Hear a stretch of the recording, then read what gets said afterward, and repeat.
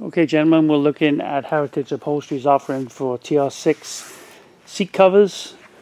We are looking at a very attractive red with white piping combination. This is a 1972 fixed headrest, but this video will work for all models. Of course, we have the 69 tilt forward, the high headrest 72s, and then the latest style with a single headrest that are featured in other videos. But I want to look at the seat covers here, show you guys what we offer and some of the differences that set our seat covers miles apart from the rubbish, frankly, that you can get from the well-known part suppliers. So with that said, I want to make that point. We're a specialist company. We just do upholstery. And there's a world of difference between that business and a business that primarily sells parts and then offers upholstery as well as. The differences are made up of lots of different things, but the net results is these are the very best TR6 seat covers in the world, second to none. Simple as that. What makes them the best? Well, the ingredients. Let's start with the leather. Very high quality European auto grade leather. We directly import from the UK. Weekly flights and a large stock here. We pay twice, 3 times that our competitors pay. Plus, we have to air freight it in. This is not the rubbish that you get made in Brazil and Asia and so on. This is high quality. Now, the great thing about the high quality leather is not only does it look good. Look, these are not even installed on the seats and they look fantastic. Wait till they're pulled on. When they're pulled, of course, all these wrinkles come right out. You can see. Let's demonstrate that with the top. You can see the pleats. That's how they look when they're installed. They already look great without installation, and that's due to the leather. Not only do they look good now, they will remain looking good in 6 months' time,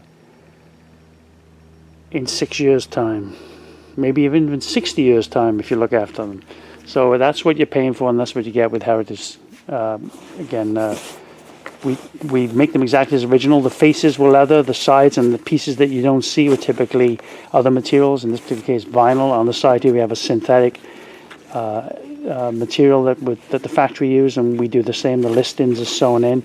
Hallmark, the Heritage seats, again, dead straight pleats, made possible by a very high quality scrim foam and our computer cutting machine that we featured in other episodes. That we even cut the scrim foam on the machine so that we get dead straight pleats. Of course, these seats have these side bolsters separate. There's 4 of them. Pieces of vinyl supplied extra. We even supply the panels for the backs of the seats, brand new panels like that. And finally, the pieces that go inside the side bolsters. These are CNC cut, supplied. We've upgraded to a marine grade mahogany ply. You just reuse your old brackets, rivet them into there, and strongly recommended to do that with new seats. Also strongly recommended, in fact, when we do them in-house, we insist we will not ever recover seats without replacing foams. You just cannot get the results. It's false economy to spend money on those beautiful seat covers and then try to use your old foams. It just doesn't work. You get the look of the old seat coming through. It fights through. It spoils the overall effect. I can't show you these fully trimmed because they're going out to the customer, trade customer. They're doing the install in-house. But I can show you the components. When you do a TR6 seat, strongly recommend you buy our rebuild kit. 16 feet of Pirelli webbing and I believe 24 of these specialty clips that are used for the Pirelli webbing. Within the seat you'll see these. Also the seat diaphragm, the rubberized trampoline, for want of a better word, that holds up the seat cushion. Strongly recommended to change that. It's old at this point, and if you're going to go spend the money on that, you should do it right. I haven't got them to show you, but you can see them in previous episodes. And then finally, the seat foams. There's quite a lot of different types of foams that are used within the TR6 seat. That's why the foam kits are expensive. This is just showing one side. Of course, the headrest piece. These are all contour cut, specialty machine that does this contour cutting.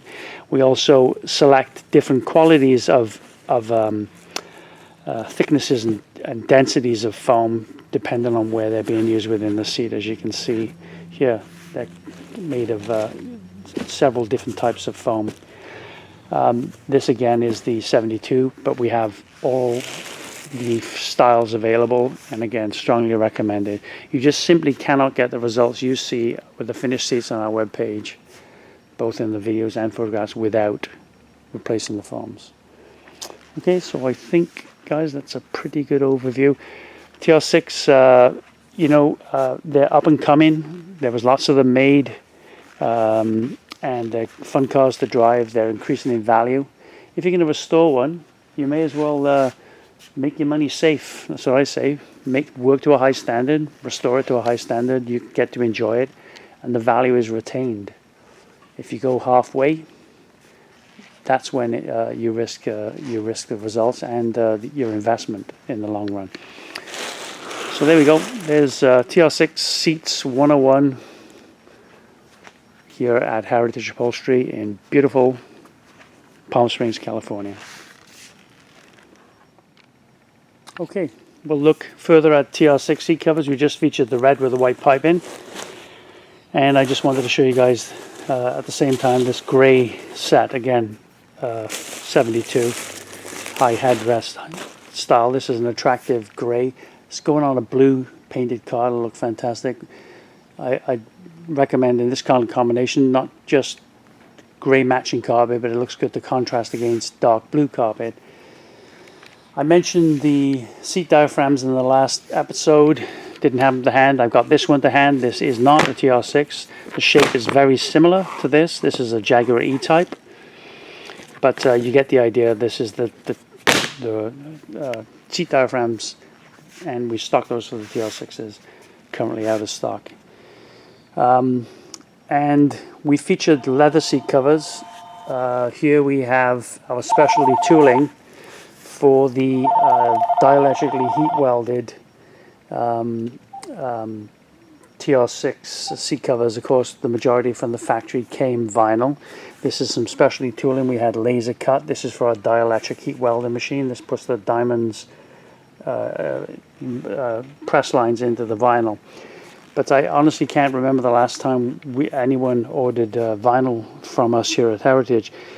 If they're doing a nice restoration on a TR6 and they're stepping up for a premium product with Heritage, they will typically go the whole hog and go with leather. Leather was an option at the factory, so it is correct to do them in leather. It wasn't a common option, but it was an option, and TR6s with factory original leather do exist. So that's the pros and cons, vinyl versus leather. The other thing to consider is that all the other costs are the same: the seat foams, the diaphragms, the labor, the cost of the install, the effort, the kit for rebuilding the seats. All of those things remain the same whether you use leather or vinyl. And then you're essentially talking the difference between the material costs. Very small when you just consider the seats alone. When you put it to the value of the car, it becomes even smaller. So if you're doing a full restoration, it's a fraction of difference between leather and vinyl. The great advantage of leather over vinyl is it stays fully half the temperature in the hot sun, which is most of the time when we're driving our sports cars. And with the vinyl seats, you'll jump out as fast as you jumped in. With the leather, that's why leather's still specified for Mercedes, Jag, and all luxury cars today. It keeps cool when it's hot, keeps you warm when it's cold. So, and again, you get the great smell, and in spite of what people say, the leather will last even longer than the vinyl if treated and cleaned regularly. So there you go, pros and cons. And again, if you want to see finished seats, you can see previous episodes, and there's some. You can also see the dielectric heat weld machine. Not doing the seats here, but it shows us heat welding the panels for the TR6.